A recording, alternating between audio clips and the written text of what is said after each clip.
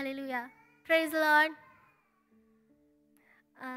கர்த்தருக்கு ஸ்தோத்திரம். இந்த தினத்துலையுமே என்ன உங்கள் முன்னாடி உங்கள் கூட கர்த்தருடைய வேதத்தை தியானிக்கத்தக்க கர்த்தர் தந்த கிருபைக்காக கர்த்தருக்கு ஸ்தோத்திரம். டுடே இன்னைக்கு வந்து நம்ம ப்ராவர்ப்ஸ் சாப்டர் 1 verses 7 இருந்து நம்ம ஒரு வசனத்தை பார்ப்போம். The fear of Lord is the beginning of knowledge. இதே மாதிரி ப்ராவர்ப்ஸ் சாப்டர் 9 verses 10 சொல்லியிருக்கு, the fear of Lord is the way of wisdom. So fear of லார்ட்னா என்ன? ஃபியர் ஆஃப் லார்ட்னா என்ன? ஸோ இதை வந்து நம்ம ப்ராவர்ப்ஸ் சாப்டர் 8:13 பார்த்தோம்னா, தீமை விட்டு விலகுவதே கர்த்தருக்கு பயப்படுகிற பயம்னு சொல்லிட்டு இருக்கு. தீமை என்ன, எந்த மாதிரிப்பட்ட தீமை? சரி, ஃபர்ஸ்ட் நம்ம வந்து கர்த்தருக்கு பயப்படுகிறது எப்படி பயப்படுறது அப்படின்னு சொல்லிட்டு நம்ம பார்ப்போம். ப்ராவர்ப்ஸ் சாப்டர் 2 verses 2 to 5 நம்ம பார்த்தோம்னா, யாராச்சும் தமிழில் வாசிக்கிறீங்களா? ஓகே, நானே வாசிக்கிறேன். நீ என் வார்த்தைகளை ஏற்றுக்கொண்டு என் கட்டளைகளை உன்னிடத்தில் பத்திரப்படுத்தி அதை ஞானத்தை வா என்று கூப்பிட்டு புத்தியை சத்தமிட்டு அழைத்து அதை வெளியே போல் நாடி புதையல்களை தேடுகிறது போல் தேடுவாயாகில் அப்பொழுது கர்த்தருக்கு பயப்படுகிற பயம் இன்னதென்று நீ உணர்ந்து தேவனை அறியும் அறிவை கண்டடைவாய். ஸோ ஞானத்தை வா என்ற வார்த்தையை வந்து நம்ம சேவிச்சு, அவரோட வார்த்தைகளை நம்ம சேவிச்சு, அவருடைய கட்டளைகளை நம்ம இருதயத்தில் பதிச்சா மட்டும்தான் கர்த்தருக்கு பயப்படுகிற பயம் இன்னதென்று நாம் அறிவோம். அவருடைய வார்த்தை என்னது? வார்த்தை என்னது? The word of God, only holy words, அவரோட ஜீவனுள்ள வார்த்தை. இதை எல்லாத்தையும் நம்ம படித்து நம்ம இதில் கொடுத்துருக்கிற ஒவ்வொரு கட்டளைகளை நம்ம வாழ்க்கையில் அபியாசப்படுத்தி நம்ம வந்து அதன்படி நடக்கும்போது கர்த்தருக்கு பயப்படுகிற பயம் என்னதென்று நாம் அறிவோம். அவரோட ஞானத்தை நம்ம அப்போ வந்து நம்ம பெற்றுக்கொள்வோம். இதை வந்து நம்ம எப்படி தேடணும்னு கூட இதில் குறிக்கப்பட்டிருக்கிறது. அது வெளியே போல் நாடி புதையல்களை தேடுவது போல் தேடுவாயாகில் அப்பொழுது கர்த்தருக்கு பயப்படுகிற பயம் இன்னதென்று நீ அறிவாய்.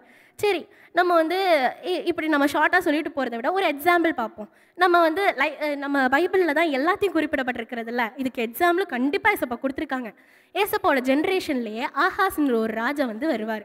அவர் வந்து மேத்யூ சாப்டர் 1 verses 9 அவர் வந்து வந்திருப்பார்.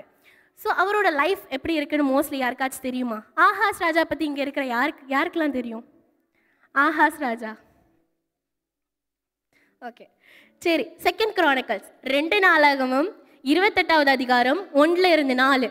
2 Chronicles chapter 28 verses 1 to 4.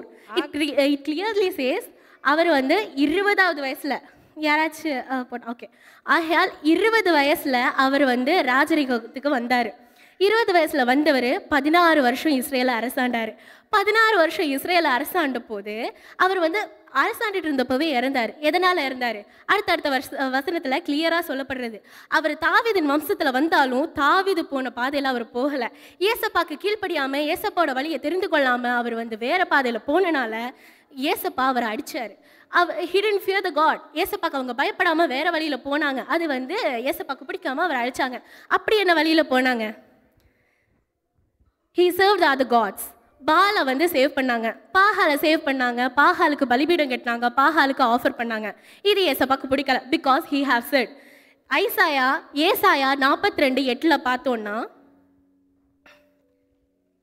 ஏசாயா 42:8, I am the Lord, that is my name, and my glory I will not give to another, nor my praise to curved image. என் துதிய விக்கிரங்களுக்கு கொடேன் என்று அவர் வந்து தெளிவாக சொல்லியிருக்கார். Our God is a jealous God. He won't give his praise to others. கண்டிப்பாக அவருக்கு வந்து அவரோட மகிமையை வேறொருத்தவங்களுக்கு கொடுக்கறது பிடிக்கல. அதனால் அவர் வந்து அவரை அடித்தார். அவர் அடித்தது எப்படி அடித்தார்? அவர் அடித்ததும் அந்த கீழே நீங்கள் வாசித்து வரும்போதே கிளியராக போட்டிருக்கு. அவர் வந்து அவர் அடக்கம் பண்ணுறதுக்கு கல்லறை, ராஜாக்கள் எல்லாம் அடக்கம் பண்ணுற இடத்துல அவர் அடக்கம் பண்ணுறதுக்கு கல்லறை கூட கிடைக்காம போயிடுச்சு. தாவீது இவங்க வம்ச வரலாறு வந்து எல்லாரையுமே ஒரு இடத்துல அடக்கம் பண்ணப்போ இவரை மட்டும் அங்கே அடக்கம் பண்ண முடியல. ஏன்?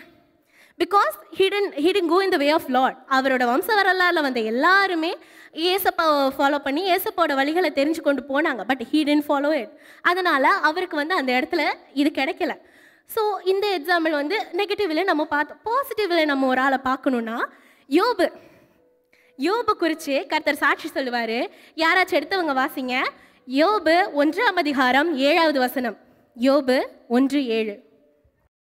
இந்த இடத்துல சொல்லியிருக்காரு, உத்தமனும் சன்மார்க்கனும் தேவனுக்கு பயந்து அவருடைய பாதையில் நடக்கிறவனும்.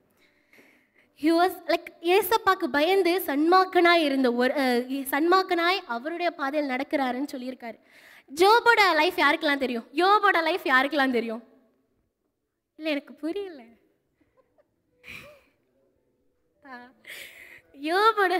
யோபோட லைஃப்ல அவர் ஜீவிச்சிருந்த நாளில் நல்லா சந்தோஷமாக நிறைய ஐஸ்வர்யத்தோடு அவர் ஜீவிச்சிருந்தார். ஹி ஹேட் ஒய்ஃப், சில்ட்ரன்ஸ், நிறைய லக்ஸரியாக ஜீவிச்சுட்டு இருந்தார். ஆனால் அந்த டைம் சேட்டனுக்கு பொறாமை வந்துருச்சு. அதனால் அவர் போய் ஏசப்பா முன்னாடி நின்னப்போ அவர் ஏசப்பா சொன்னார், ஜீவனை மட்டும் விட்டுட்டு நீ என்ன வேணால் பண்ணு, ஆனால் அவரோட ஜீவனை நீ தொடக்கூடாதுன்னு சொன்னார். ஸோ இப்படி அவங்களோட சில்ட்ரன் எல்லாரும் போனாங்க, அவங்களோட லக்ஸரி லைஃப் எல்லாம் போச்சு. ஈவன் ஹி வாஸ் சிக்காக இருந்தப்போ கூட அவங்க ஒய்ஃப் சொன்னாங்க, தேவனை தூஷித்து ஜீவனை விடும் அப்படின்னு சொன்னப்போ, பைத்தியக்காரி போல எதுக்கு பேசுகிற, அவர் நன்மையை தந்தார்னா அவர்கிட்ட இருந்து நீ தீமையை வாங்காது இருக்கிறது எப்படி அப்படின்னு சொல்லிட்டு கேட்டார். இந்த இதில் நமக்கு கிளியராக தெரியுது how he was faithful for God, how he fear the Lord.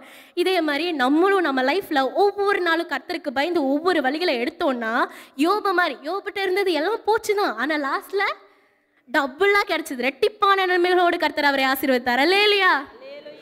அதனால் நம்மளும் கர்த்தருக்கு பயந்து ஒவ்வொரு நாளும் அவருடைய பாதையில் நடந்தோம்னா அவரும் நம்மளை ஆசீர்வதித்து நம்மளை மென்மேலும் காத்துக்கொள்வார். இதே மாதிரி கர்த்தர் என்றைக்கு உங்களோடு கூட இருந்து உங்களை ஆசீர்வதிப்பார்கள். கர்த்தருடைய நாமம் மட்டும் மகிமைப்படுவதாக. ஆமென்.